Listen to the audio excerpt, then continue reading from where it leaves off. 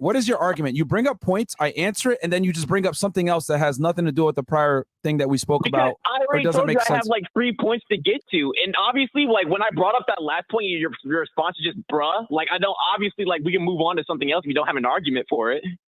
What are you arguing is my question.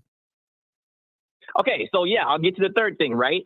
So you can explain this, of course, like you can, obviously you've heard this 1,000 times, right?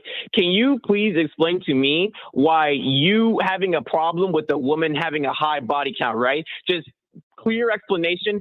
How is this has nothing to do with your own personal insecurities? How a girl having a high notch count doesn't deal with my insecurities?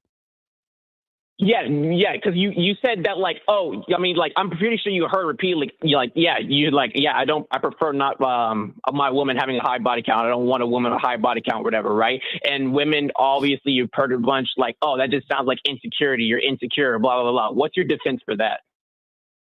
It's a rationally sounded and logical decision to not want to take a woman seriously that has a high body count, because when a girl has a high body count, that tells a lot about her indiscretion, inability to be responsible, putting herself at risk. You got to remember that women are the ones that take the biological risk when they deal with men. So if they deal with a bunch of dudes, that tells you that they are fairly risk tolerant, which is not what you want with a female. Because if that's a girl that you're going to give resources to, a child to, etc., that's going to fuck up your ability to ensure paternity. I mean, there's a reason why men are naturally inclined and have a natural revulsion for women that are promiscuous. The reason why is because it's a safety mechanism. Just like when a guy starts crying in front of a girl, or he's a puss, or he's soft, or he's not physically built, or he's short, etc. These are defense mechanisms for women. Like, this guy's not adequate mate because he can't fend off predators and the wilderness from me. So I need to align myself with a strong male that has excess resource that can take care of me.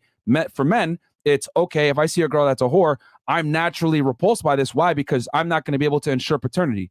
The genders have different, each gender has their own makeshift defense mechanisms to deal with the other's inadequacies. Right. So for women, it's promiscuity. For men, it's an inability to create security. Okay. So it's instinct, bro. And the thing you said was like, you're not able to ensure fertility, like for them to have a child, right? If the child's yours, right? Absolutely. Okay. That's okay. It's kind of wild, right? Because if you have like a woman, let's say she has like a 10 body. Say what? I mean, bro, that's a checkmate. Like that's you can't argue that, because that is literally biologically hardwired in the genders. Like, men since the beginning of time have had an issue with promiscuous women. Women since the beginning of time have had an issue with men that can't provide excess resources and aren't strong. It's literally ingrained in our DNA. Cool.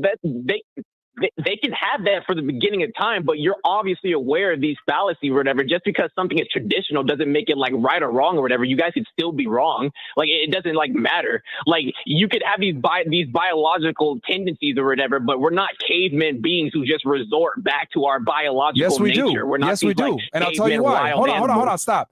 Yes, we do. Because even though we live in a first world country, technology, all these modern conventions are here, but women still want a man that makes 56% more money than them. They still want a man that's above 6 feet tall. They still want a man that's in shape. They still want a man that's confident. They still want a man that's ambitious. Why do they still look for all these security features in a mate, even though they're the most protected and safe that they've ever been? Because it's biologically hardwired in us to look for these things, regardless of outside circumstances. For example, birth control is a thing. You can ensure paternity in 2023. But why do men still get repulsed by whores? Because it's built in us.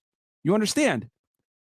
Just because, like, bro, the software doesn't change just because, times have changed. The software is going to stay ingrained in human beings. We naturally have these things that are in us since the beginning of time. We've been programmed for thousands of years to be this way. Modern conveniences don't change, and this is a problem.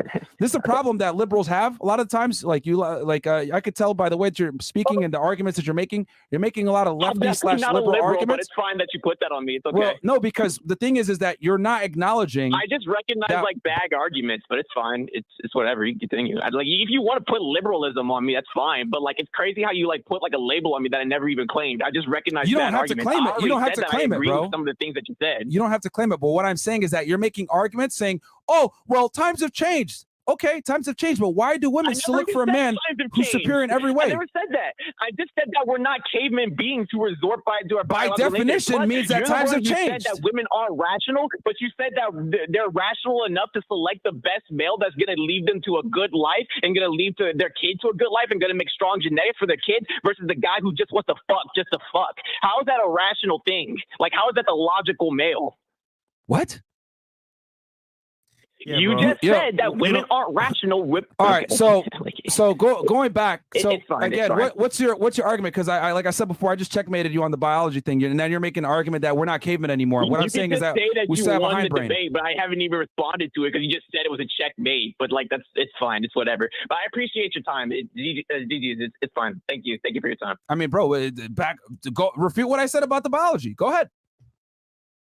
Okay, I already refuted that. You're just appealing to nature. Like, you could just say, it's like it's nature, like it's within our nature or whatever. That's fine. Yeah. But then you also gave the normative reason, like, oh, we don't know if it's our kid or whatever. What if you fuck her and then like 9 months later, like you don't know if it's your child? If she had like a 10 body count, and she's not pregnant. Like, obviously, if you had sex with her 9 months later, it's probably gonna be your child. Plus, DNA tests exist. There's the technology to tell you if it's your child or not. Like, what are you talking about? I'm saying that DNA did not exist before, which is why men are hardwired to not be attracted to promiscuous women, because it did not exist before. We have it now. It's a modern convention, but that does not change the way that we're wired. Just like we have the modern conveniences of police, military to protect women, but women still want to be with a man that's stronger than them.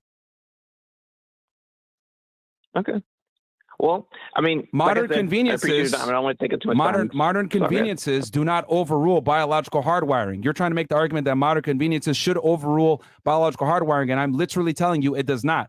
Hence, why men and women have the attraction triggers that they do, because it's ingrained in us, regardless of the modern conventions we enjoy now. All right, caller. Good job, caller. Go play Diablo 4. It's out right now. I mean, I could do this all day, but it's just this is why, like, I just know he doesn't watch the show and goes away, and so I was like, bro, waste. Nah, it's fine. You gotta when people like that come on, you literally have to beat them over the head with logic and let them realize, like, that because he made a bunch of arguments that libs would make. Oh, but times have changed. We're not cavemen anymore. Blah blah blah. He didn't concede anything. He just said, okay, he's gonna leave the same way. It's not up to him to concede. It's for the audience to watch and see. Okay, who.